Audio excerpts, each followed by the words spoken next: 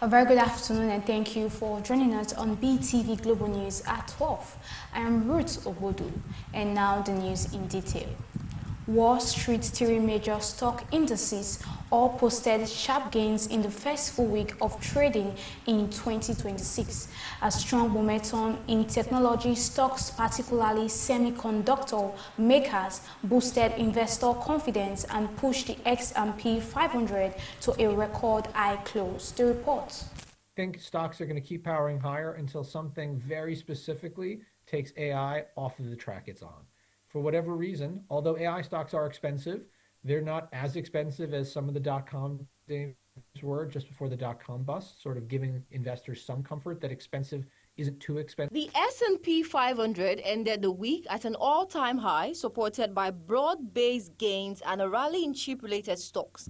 Leading the advance was Broadcom alongside other major semiconductor companies as renewed optimism around artificial intelligence, data centers, and next-generation computing fueled demand for chip makers' shares. The Nasdaq Composite, which is heavily weighted towards technology stocks, also recorded a significant gains, reflecting strong performances across the semiconductor and software sectors.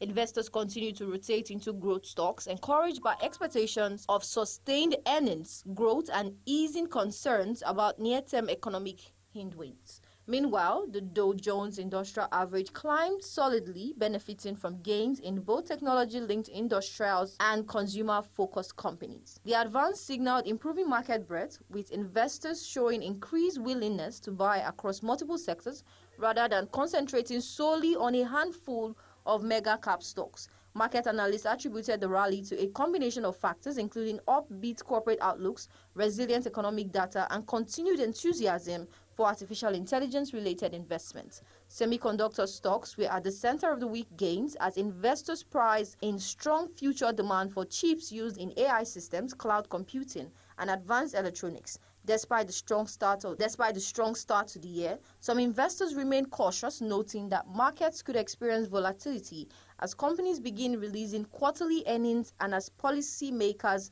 signal their next steps in the interest rate. However, for now, sentiment remains largely positive, with a record-setting close of the S&P 500 underscoring confidence in the market outlook as 2026 gets underway. Temitope Oluwafemi reporting for Beetv News.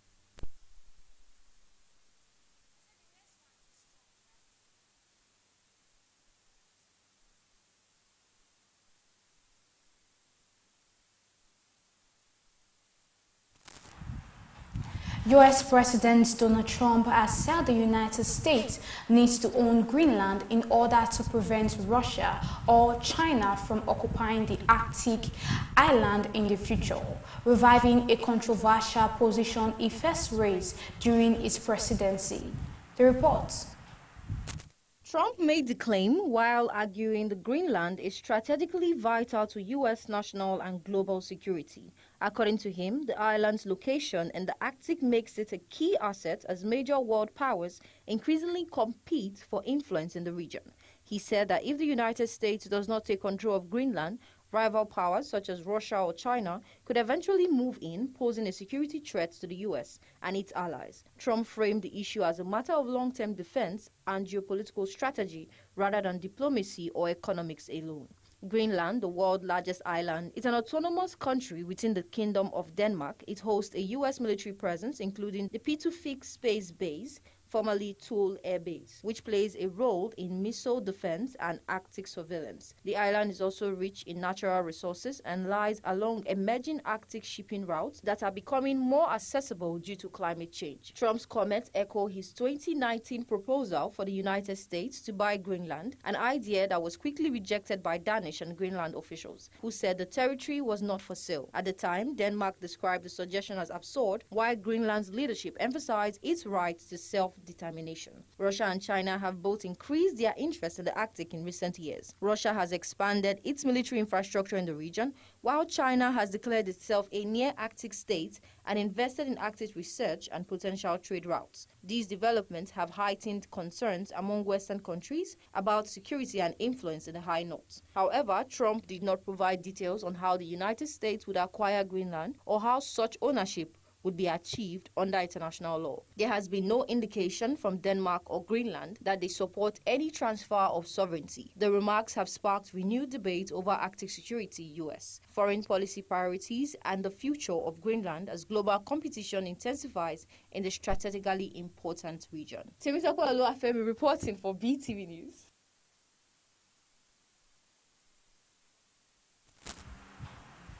Elvis Presley tribute artist Damian Mullin has captivated audiences at the Park's Elvis Festival in Australia, delivering a high-energy performance marked by a powerful vocal display, an ironic rhinestone jumpsuit, and classic Elvis-style stage moves. The report.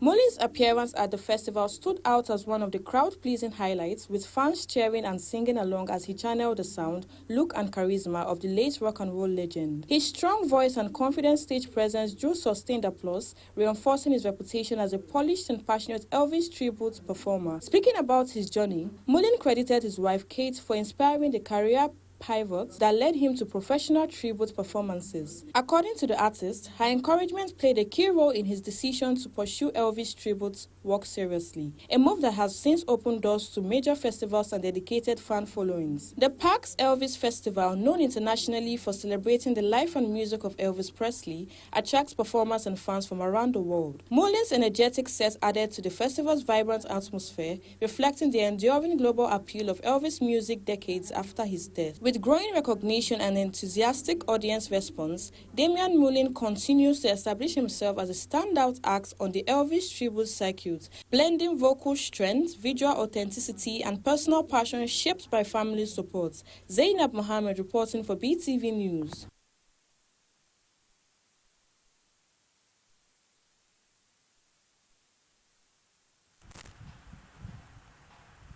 U.S. President Donald Trump has launched a major initiative to revive Venezuela's long-declining oil industry, calling on leading American and international oil companies to commit at least $100 billion in private investment to rebuild the country's dilapidated energy infrastructure. The report. We're going to discuss how these great American companies can help rapidly rebuild Venezuela's dilapidated oil industry and bring millions of barrels of oil production to benefit the United States, the people of Venezuela, and the entire world. Trump hosted nearly 24 top oil executives at the White House on Friday, pressing firms including Chevron, ExxonMobil, ConocoPhillips, and others to lead efforts to repair Venezuela's aging pipelines, refineries, and production facilities that have suffered from years of underinvestment and mismanagement. The president framed the investment as a historic economic opportunity and strategic priority for both the United States and Venezuela. Trump said the companies would use their own capital with no direct government funding and stressed that the U.S. would offer total safety and protections for their operations. Trump also asserted that Caracas authorities had agreed to allow the U.S. to market 30 to 50 million barrels of Venezuelan crude and that control of the country's oil sector would help maintain lower energy prices for American consumers. Despite the administration's aggressive pitch, oil industry leaders expressed caution and hesitancy. ExxonMobil CEO Darren Woods described Venezuela as uninvestable under current conditions without major reforms to legal and commercial frameworks, reflecting concerns rooted in past nationalizations and political instability. Chevron, the only major U.S. firm still operating in Venezuela, indicated it sees a pathway to increase output by roughly 50% over 18 to 24 months, according to U.S. Energy Secretary Chris Wright. However, no companies made firm financial pledges during the meeting. Officials from the Trump administration, including Secretary of State Marco Rubio and Energy Secretary Wright, attended the talks and underscored the broader strategic importance of the efforts. The plan follows a controversial U.S. operations that ousted Venezuela's President Nicolas Maduro, after which Washington signaled it would exert prolonged influence over the country's oil resources. Critics have warned that the initiative could risk political instability, undercut domestic energy policy, and raise legal and ethical questions about U.S. involvement in Venezuelan sovereign resources. Oil companies say they need clearer assurances on contract stability, legal protections, and long-term security before committing capital on the scale Trump is seeking. If implemented, the proposed investment would mark a dramatic resurgence of U.S. private sector engagements in Venezuela's oil sector and could reshape regional energy dynamics in the years ahead. Evelyn Isibli reporting for Beetv News.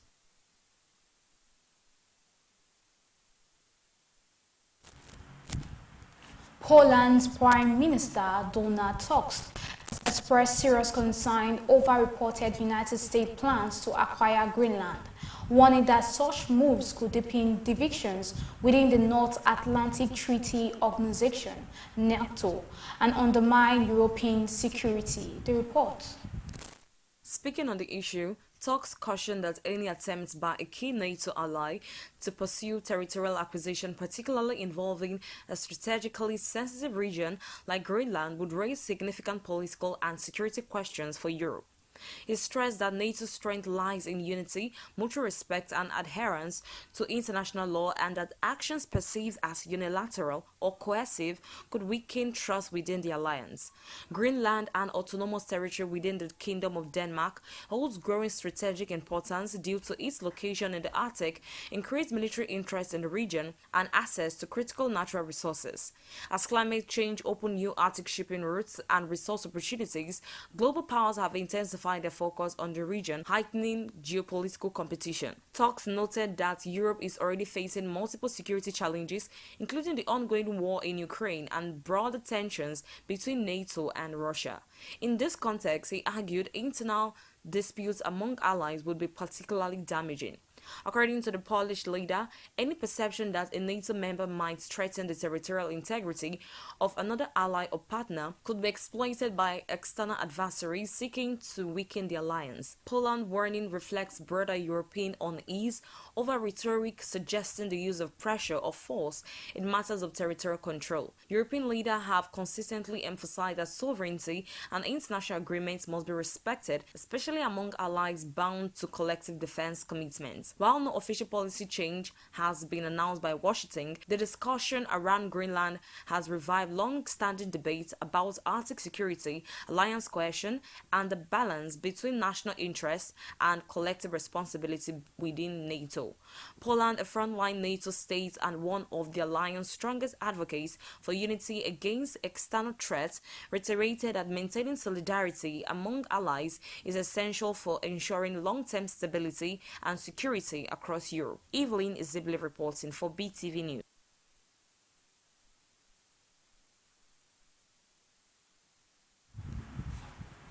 U.S. employment growth slowed significantly in December, with employers adding just 50,000 jobs, far below expectations and marking one of the weakest monthly gains in years. The slowdown was driven by job losses in construction, retail and manufacturing, while modern gains were seen in healthcare, social assistance and the hospitality sector. The report.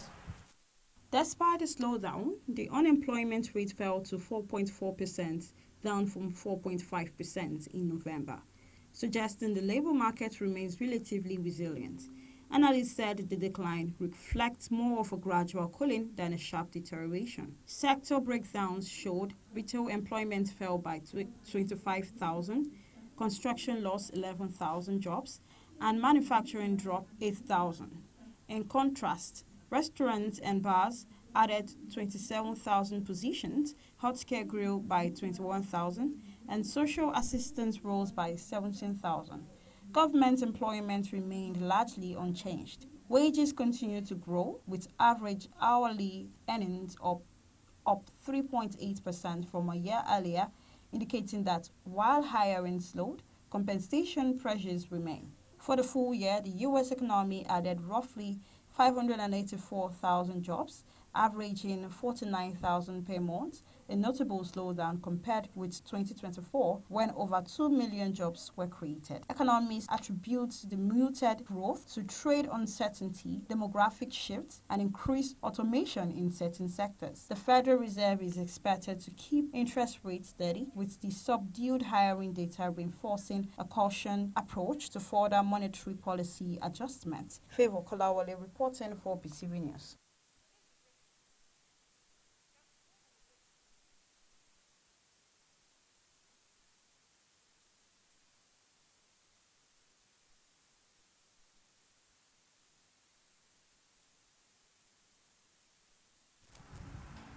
We are going on a short break. Do stay with us.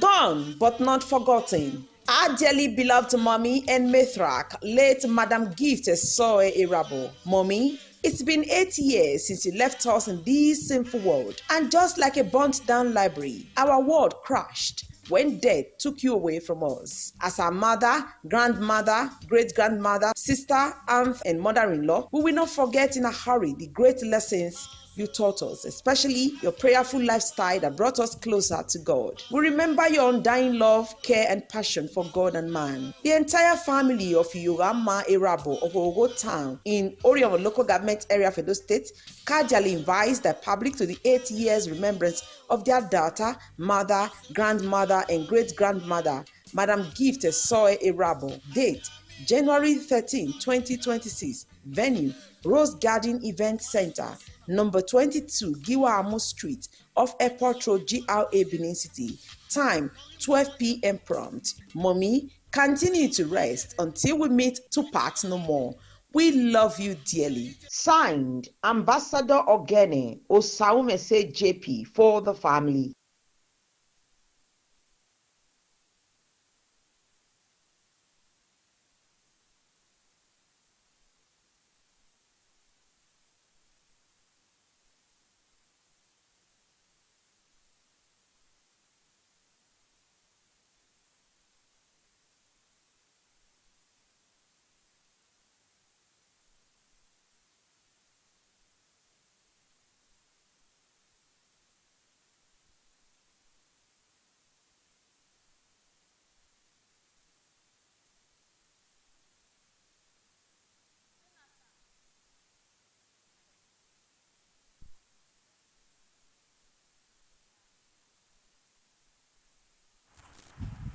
Welcome back, and now to the business news.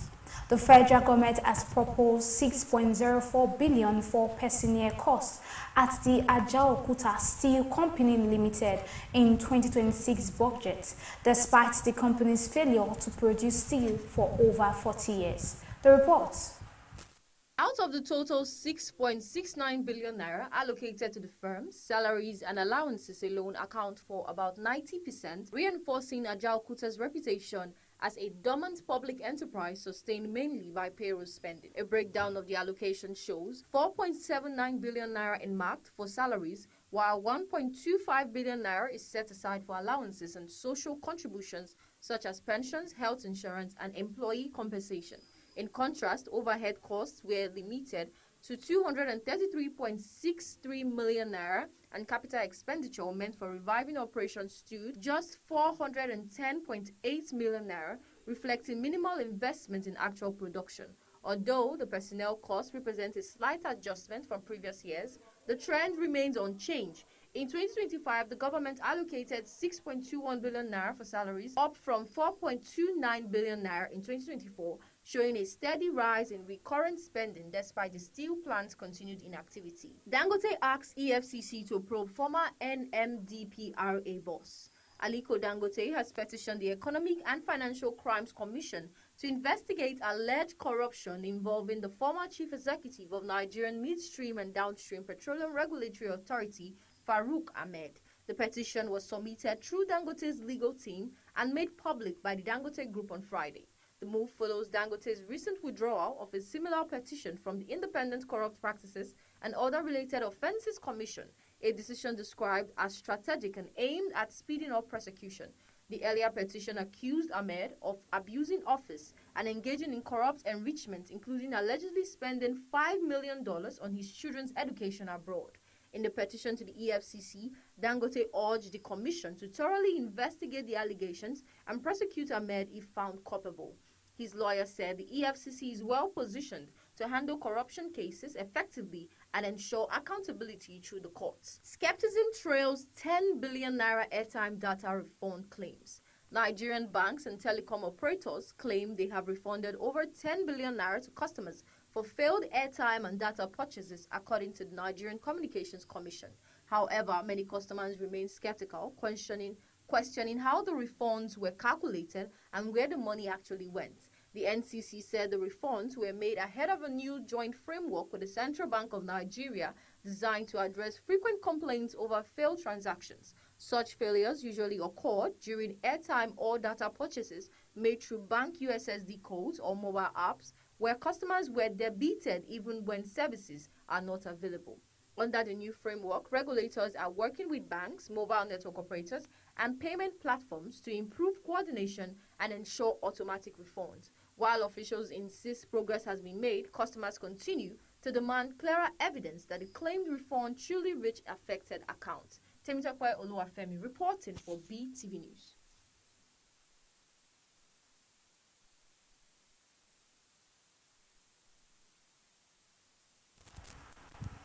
And now to the entertainment news. Popular TikToker Pella has officially confirmed his breakup with fellow content creator Jarvis, putting an end to months of speculation around their relationship. The pair had been dating since 2024, but reports of irreconcilable differences began circulating in 2025. And also, Stranger Things tops UK charts as shows revives classic hits. The report. Following the split, Pella went through a highly emotional period, which culminated in a public breakdown in December and a crash involving his luxury car. The incident sparked heavy criticism online, with many interpreting it as a cry for help. Eventually, the TikToker took to social media to confirm that the relationship was truly over. In a surprising twist, Pella declared that he no longer intends to date Nigerian women. While he did not mention a specific country, he hinted at a place where bride price is paid with up to 800 cows, referencing a woman from that country who had recently gone viral online. A 17-year-old UK-born teenager, Teddy Onwuchekwa, has turned to social media in a bid to locate his long-lost Nigerian father. Teddy, who was raised in London by his English mother, said his father left when he was just 2 years old and has been unreachable ever since. Despite multiple attempts over the years, the teenager said he has been unable to trace any information about his father or his extended Nigerian family. With no clear leads, Teddy decided to share his story publicly in hopes of reconnecting with his roots. Social media activist Very Dark Man responded by amplifying the case online. He shared photos allegedly showing Teddy's father and grandfather and urged the public to help circulate the images, asking anyone with useful information to come forward. Joe Carey, best known for his role as Steve Harrington in Stranger Things, has topped the UK music chart under his stage name Dijo. His song End of Beginning, released in 2022, climbed to #1 following the release of the show's final season. Although the track is not featured on the show's official soundtrack, it went viral on TikTok as fans used it in edits of the final episode. The surge pushed the song to 5.4 million UK streams in 1 week and over 55 million global Spotify plays. The show's impact also revived several classic 1980s tracks with songs by Prince, Kate Bush, and the Police re-entering the UK top 20. End of Beginning dethroned Taylor Swift, The Fate of Ophelia, Spotify's global chart just 1 day after the final episode dropped, underscoring the massive cultural influence of Stranger Things. And that's it on the entertainment news. Evelyn Izibili reporting for BTV News.